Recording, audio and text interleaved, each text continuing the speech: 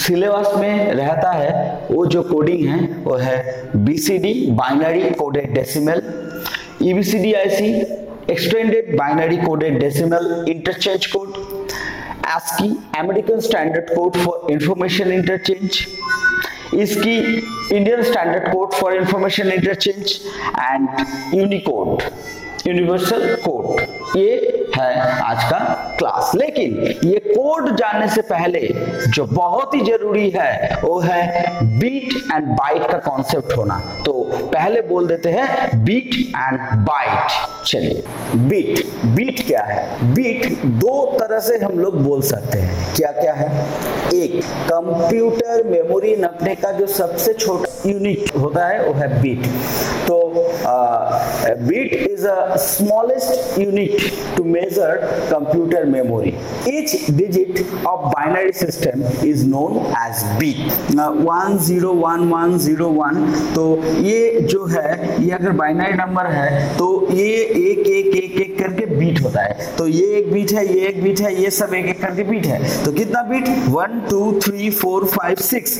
ये 6 बीट का आपका बाइनरी नंबर है। 1 byte is equal to 8 bit. एक बाइट 8 बीट करके बनते हैं। ठीक है, तो 8 बीट लेके होता है 1 बाइट। अभी आते हैं ASCII कोड में।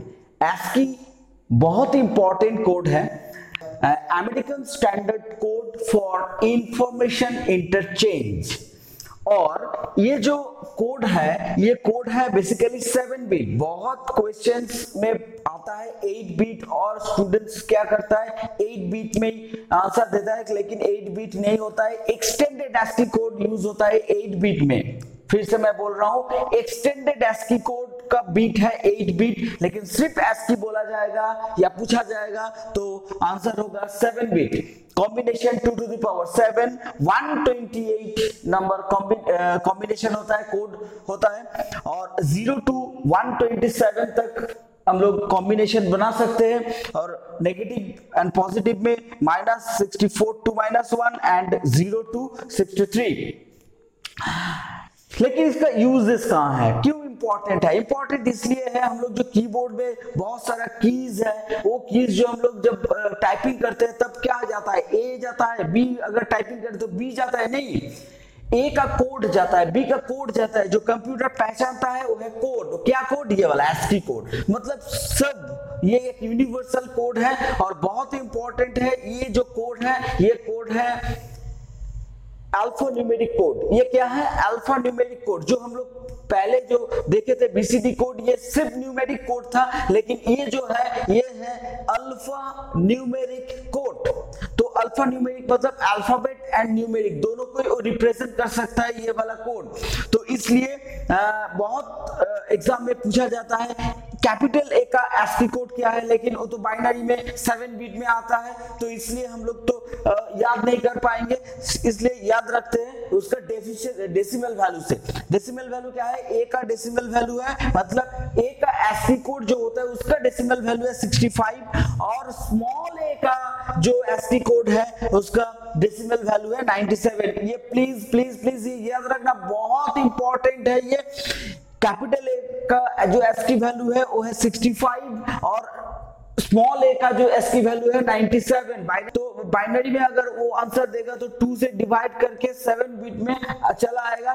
कन्वर्शन जो हम लोग प्रोसेस सीखे थे ऑब्वियसली मेरे जो चैनल है, चैनल में ऑब्वियसली जो कन्वर्शन प्रोसेस है उसमें दिया हुआ है, थोड़ा देख लीजिए।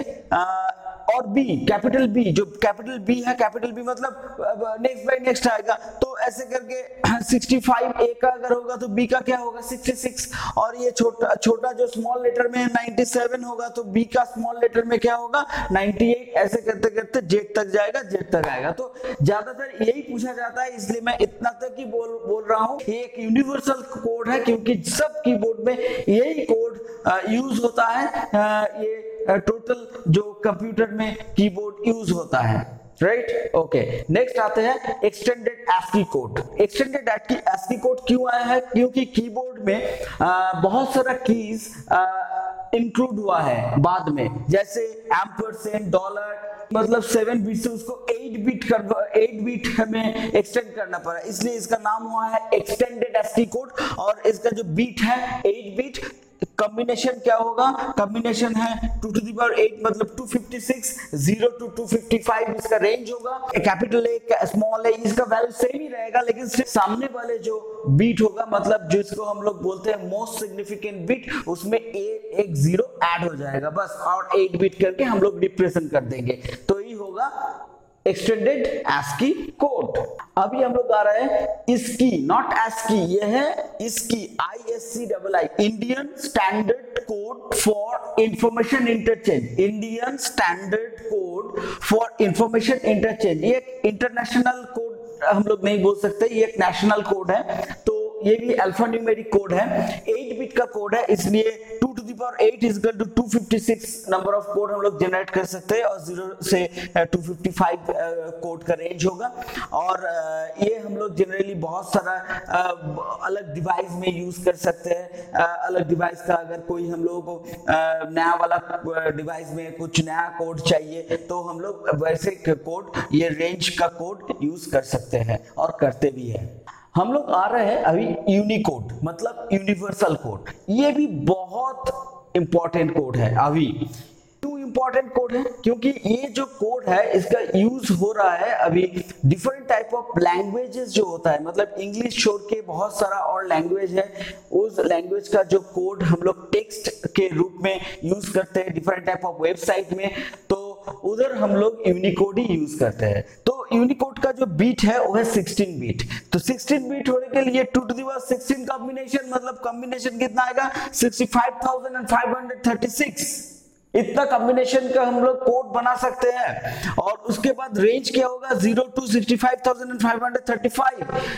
बहुत बार एग्जाम में पूछा गया ये माइनस रेंज से प्लस रेंज क्या होता है, तो माइनस इसको आप लोग डिवाइड कर दीजिए 2 से, तो हाफ हाफ हो गया, तो ये क्या होगा माइनस 32,768 टू -1 एंड 0 to 32,767, एक घट जाएगा क्योंकि 0 से स्टार्ट हो रहा है, तो ये बहुत इंपॉर्टेंट है, थोड़ा नोट कर लीजिए। Okay, thank you.